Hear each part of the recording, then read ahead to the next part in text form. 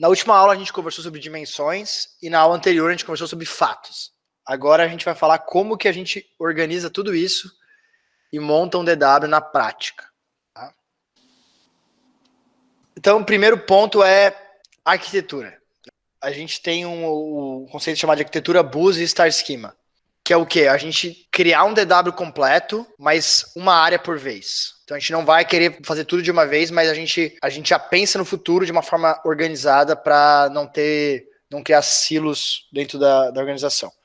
Então essa arquitetura é uma arquitetura que não é nova, tá? Ela foi criada pelo livro do Ralph Kimball, que é um grande livro de DW dos final dos anos 90, início dos anos 2000. E essa arquitetura é a arquitetura baseada no que eles chamam de data marts.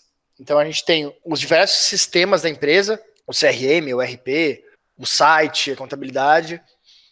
E esses sistemas vão ficar dentro de marts, que são organizações do banco de dados, do Data Warehouse, dentro de um Data Warehouse só. Então a gente tem o Data Mart de vendas, de produção, Data Mart de financeiro e tal. E como eles ficam assim, esse formato aqui é chamado de formato de arquitetura BUS, porque parece uns assentos de um ônibus. Essa é a referência. Esse formato, por muito tempo, era o formato padrão dos chamados de Enterprise Data Warehouses, que é o formato tradicional de criar Data Warehouses. Mais recentemente, ele foi considerado uma arquitetura ultrapassada.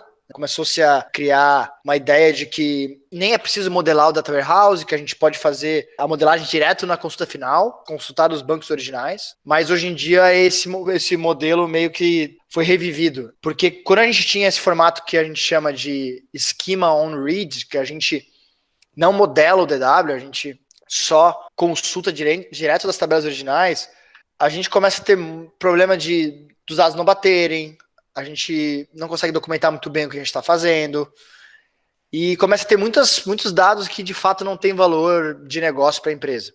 Faz sentido a modelagem, né? E agora o padrão atual, assim, mais moderno, é de fazer a modelagem, porém de uma forma moderna e eficiente. Como que a gente pensa esses data marts? Então, um dos primeiros trabalhos na hora de desenhar um DW é falar, como é que a gente começa? Como a gente organiza isso? Então, por exemplo, uma forma que facilita isso é pensar nos departamentos da empresa. Então, quando a gente estiver conversando com uma empresa, a gente vai falar quais são as áreas que essa empresa possui. Ela possui um departamento comercial, ela possui um departamento de produção, ela possui um departamento de sucesso do cliente. Esses departamentos vão ser a primeira entidade que a gente vai olhar e pensar, talvez a gente faça um data mart comercial, que é a forma como hoje é estruturada a empresa. Depois a gente pega esse departamento e a gente quebra ele em processos. Então, dentro do comercial, por exemplo, a gente pode ter os pedidos. Os pedidos são processos que fazem parte das atividades do departamento comercial. No comercial, a gente também tem os clientes, a gente também tem produtos. E aqui a gente não está pensando exatamente nas tabelas, a gente está pensando no final, a gente está pensando mais nos processos um pouquinho mais, de uma forma mais ampla. No planejamento aqui, eu acho que é um ponto importante, a forma como a gente faz DW e a forma como tem sido feito recentemente é evitar planejamentos muito detalhados e muito complexos, porque uma das grandes verdades desses projetos é que o planejamento nunca vai ser feito como foi planejado. Ou seja, na prática a teoria é outra. Então a gente tenta fazer uma arquitetura que mais como um guia do que como uma coisa escrita em pedra.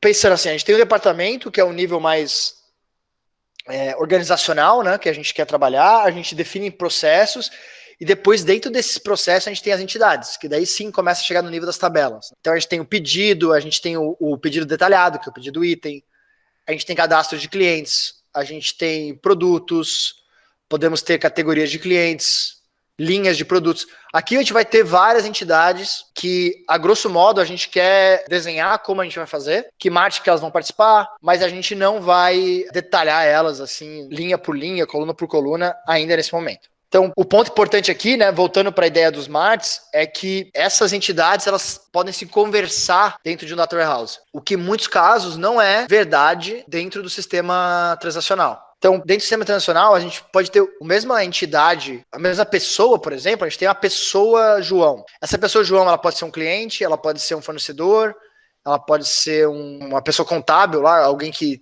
recebe um pagamento. E no sistema transacional, existem vários Joãos que não são relacionados entre si. Mas no DW a gente quer que tenha essa relação, porque eu quero, por exemplo, saber tudo o que acontece com o João no DW. E a gente tem que pensar nisso, mesmo que a gente comece fazendo o DW comercial.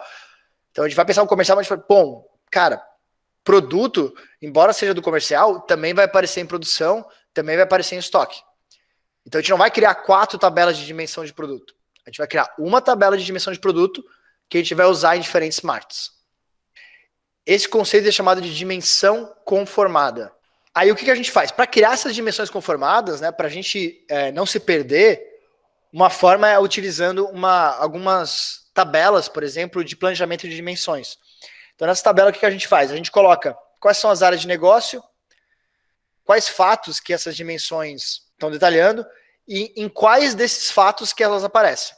Então a gente consegue ver aqui, bom, produto aparece no comercial e também aparece no produção. Então a gente vai ter que ter uma dimensão produto que vai linkar com 2 markets diferentes. Matéria-prima aparece só em suprimentos. A data aparece em todos os markets. O fornecedor aparece em produção e suprimentos. Então aqui, essa tabela é uma forma de a gente já planejar os nossos markets, mesmo que a gente comece fazendo só o comercial. E também planejando as dimensões. Então a gente vai falar, olha, partindo de pedidos, quais dimensões a gente precisa fazer? A gente precisa fazer a de em produto, a de em cliente.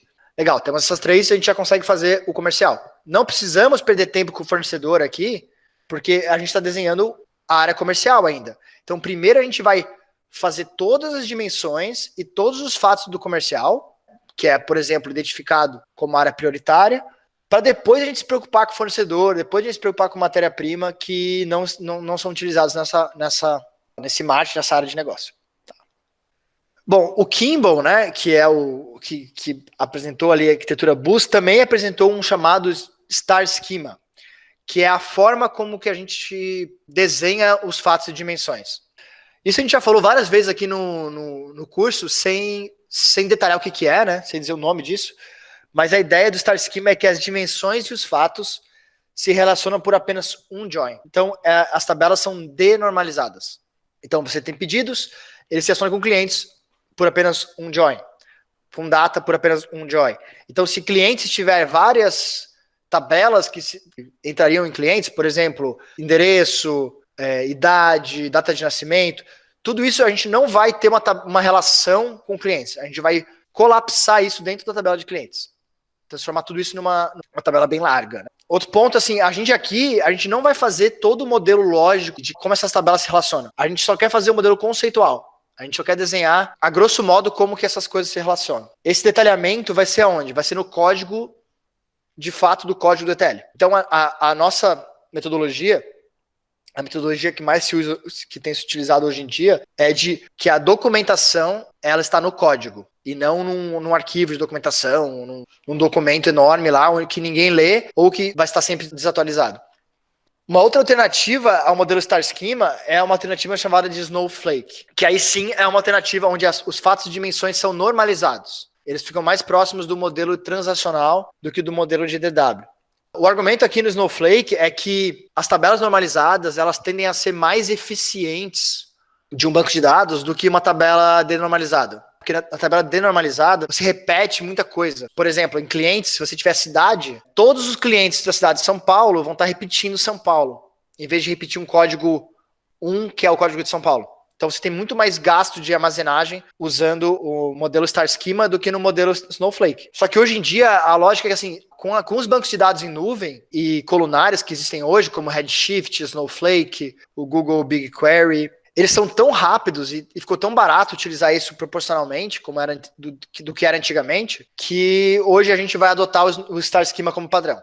Porque o que a gente perde um pouco na eficiência do banco de dados, a gente ganha em como que o usuário final vai entender aqueles dados. Fica muito mais fácil para o usuário final.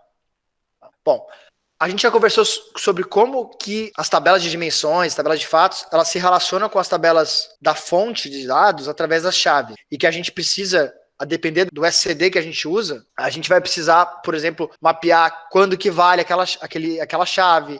A gente precisa colocar isso na chave do fato, mapear a chave estrangeira com a chave original, criar a chave surrogate. Tudo isso é talvez uma das partes mais importantes do Data Warehouse. Como que a gente faz isso na prática?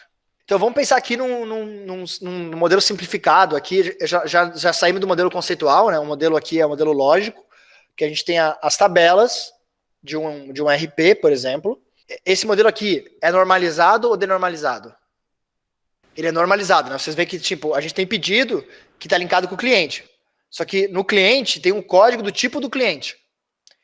E depois no cliente tem a cidade. E a cidade está dentro de um estado. Então você pode ter aqui dezenas de hierarquias que vão ter num banco de dados tradicional. De fato, num banco de dados corretamente normalizado, que utiliza o que se chama de terceira forma normal, você nunca pode ter uma coluna numa tabela que não seja unicamente ligada a uma chave. Então, mesmo esse modelo aqui não está 100% normalizado, teria que ser mais normalizado que esse. Então, como é que a gente faz isso? Na hora de fazer um DW, a gente vai usar um ambiente staging, que a gente chama, né? Uma tabela antes da tabela de fato e dimensões, que é a tabela onde a gente faz toda essa união dessas coisas. A gente faz todos os joins, a gente cria a estrutura que a gente precisa para chegar na tabela tanto na tabela de fatos como na tabela de dimensões. Então aqui a gente pega, por exemplo, a UF, vai juntar com o código da cidade, vai juntar com o cliente e vai criar uma tabela de clientes onde todas essas colunas estão na mesma tabela. Que é a gente o quê? Denormalizou a tabela fonte. Tá? Então a gente faz isso no ambiente chamado de um ambiente staging, né? Um ambiente intermediário entre a tabela fonte e a tabela final. Lembrando que se a gente utilizar uma estrutura de ELT, que é uma das formas de fazer isso, essas tabelas já vão estar no banco de dados. Então tudo que a gente está fazendo aqui é dentro de um banco de dados de um data warehouse. Vocês veem que a gente perde os IDs, né, desses tipos e tal, a gente não é muito necessário isso, a gente pode manter em alguns casos, se tiver valor para o cliente. Então, se o cliente filtra pelo tipo cliente 01, pode ser que a gente tenha que manter esse tipo cliente aqui. Se isso não é relevante, se ele só quer saber a descrição, a gente pode remover essa coluna para facilitar mais para frente. Então, tudo isso a gente vai ter que avaliar conforme o projeto for evoluindo. E aqui, só um exemplo, vamos imaginar que o endereço e o código da cidade são mutáveis, né? As cidades são mutáveis. Qual é o tipo de SCD que a gente usaria aqui? Tipo 2, exatamente. Então a gente faria um SCD tipo 2 usando a data de atualização. Então a gente teria que ter uma data de início, data de fim aqui, né? Então a gente vê que a gente incluiu a data de início e data de expirado aqui e o campo de atual, né? E criamos uma SK aqui. Então nessa arquitetura a gente fez só os joins na tabela de staging e na tabela de dimensão que a gente vai incluir a SK e as datas de início, data de expirado e atual. Então aqui temos uma tabela de dimensão de clientes. Juntamos todas as tabelas do RP e criamos uma tabela de dimensão de clientes. O que a gente faz depois disso? Então só recapitulando que a gente não pode denormalizar na tipo 2 apenas pelos IDs de negócio, a gente tem que usar as duas colunas como chave ali. Então depois que a gente fez a tabela de dimensão, a gente começa a fazer, que a gente montou as tabelas de dimensão, a gente começa a montar as tabelas de fatos. Por exemplo, tabela de fato pedidos, que a gente tinha olhado lá antes. Essa tabela de fatos pedidos também é normalizada. Então a gente vai pegar aqui o status do pedido e o RP pedido, vamos juntar as duas coisas, fazer o staging pedido e a gente vai fazer o join com a tabela de dimensão para conseguir colocar a FK na tabela de fatos. Como é que a gente faz aqui, ó? A gente pega, por exemplo, aqui tem um exemplo de um SQL, né? A gente vai pegar a tabela de dimensão, juntar com a tabela de staging de pedido. Então, na tabela final do pedido, a gente não precisa do ID do cliente, mas a gente precisa do ID do cliente, né, da chave do cliente, para fazer o join com a tabela de dimensão. Porque na tabela de pedidos, a gente não tem a SK, a gente não tem essa chave, a gente criou essa chave no DW. Então, a gente nesse ambiente staging, ou no ambiente misto, assim, staging mais dimensão, como está aqui, a gente faz o join da chave natural, da chave de negócio, com a tabela de dimensão, e a gente pega apenas a chave surrogate. Então, na tabela de fatos de pedido, a gente não deixa as chaves de dimensão de negócio, só a chave, a foreign key para a dimensão. Então, isso aqui, embora seja relativamente simples, na hora que a gente vai fazer isso na prática, rola muita confusão, no sentido de, tá, eu tenho a chave surrogate, como é que eu coloco essa chave dentro da minha tabela de fato? Como é que eu mapeio isso? Assim que se faz. A gente mapeia fazendo um join antes de a gente criar a tabela de fatos, e na tabela de fatos a gente só seleciona a coluna de surrogate. Só que, de novo, como a gente está trabalhando com uma SLD tipo 2, além do join, a gente precisa fazer um filtro que a data de emissão do pedido tem que estar entre a data de início e a data de expiração daquela dimensão. Assim a gente consegue que em cada pedido a gente inclua a SK correta. Então a gente vai ter, por exemplo, no exemplo anterior, nos pedidos entre abril de 2015 e junho de 2016, que tem essa data de emissão, todos os pedidos do cliente João da Silva vão estar linkados com a cidade Rio de Janeiro. Todos os pedidos que forem depois de junho de 2016, quando o João da Silva se mudou para São Paulo, como a gente fez esse filtro, data de emissão between, data de início e data de fim, a gente vai pegar a SK cliente do João da Silva em São Paulo. Bom, por fim, aqui obviamente é simplificado, mas a gente está colocando todos os passos resumidamente que a gente faz no DW, né? A gente desenha a arquitetura, a gente pensa nos datamarts, qual que a gente vai criar, a gente cria o modelo conceitual das tabelas, né? O que liga com o quê, que tipo de dimensão a gente tem que fazer, qual tipo de fato que a gente vai criar. A gente mapeia as chaves, que é o primeiro passo, né, de criação do DW. Criamos ali as tabelas. Obviamente que a gente pode ter várias medidas ali no meio, pode ter várias colunas a mais que a gente vai querer colocar e tal, mas resumidamente é isso. O último passo que o arquiteto precisa fazer na hora de fazer um DW são as tabelas agregadas. Então o que acontece? Por que a gente agrega tabelas no ETL? Basicamente performance, tá? Então aqui um exemplo, isso aqui é um exemplo, claro, de um banco de dados super otimizado já, né? De duas funções no SQL, uma query regex, né, que a gente quer procurar, por exemplo, o nome de uma pessoa, e um join, um self-join, tabela fazendo join com ela mesma. Conforme a tabela cresce, por exemplo, no join, você tem um crescimento exponencial do tempo gasta para fazer essa consulta. Se a gente tem uma tabela de fatos com várias tabelas de dimensões, e a gente quer fazer uma consulta que envolve, por exemplo, quantas vendas, ou seja, a soma de vendas, na tabela fatos pedidos, por exemplo. Então, a tabela de fatos pedidos tem a coluna quantidade vendida. E eu quero saber a soma de quantidade vendidas em São Paulo por dia, por produto. O que a gente tem? Tabela de fatos, agregando ela, fazendo um join por dia, para poder filtrar por dia, fazendo um join por cidade, para poder agrupar São Paulo. Na verdade, filtrar São Paulo e agrupar por dia. E fazendo um outro join por produto, para a gente poder saber quanto que vendeu por produto por dia. Então a gente está fazendo 3 joins para fazer essa consulta. Se a gente começa a brincar de 100 milhões, 1 bilhão de linhas, isso começa a ficar lento. Começa a ficar difícil de fazer isso. E daí, nesse caso, a gente pode criar uma tabela agregada. Qual que é o problema de fazer tabelas agregadas? Perda de informação. Então, quando a gente faz uma tabela agregada, se a gente não tem a tabela granular, a gente não consegue voltar. Por isso que hoje recomenda-se que a gente sempre tenha uma tabela com o menor grão possível dentro de um DW. Porque com a tabela com o menor grão possível, eu sempre consigo agregar ela. Eu sempre consigo fazer uma tabela com agrupamentos. Agora, eu nunca vou conseguir fazer o número original se eu só tenho uma média. Esse tipo de consideração é muito importante na hora de desenhar um DW, para a gente evitar que a gente faça todo esse processo e depois a gente descubra que, mas na verdade eu queria saber por cliente, não por cidade, e a gente não tinha isso, a gente já tinha agregado, a gente vai perder essa informação. Bom, essa aula era a aula sobre como a gente faz na prática, né? Ainda sem ser na prática, né? A gente não está falando de ferramenta, a gente está falando de processo. O próximo curso é um curso sobre como a gente vai fazer isso utilizando o DBT e Stitch para fazer a extração dos dados, fazer transform, subir no banco de dados. Eu espero que vocês tenham entendido mais ou menos como é que funciona o DW e os conceitos.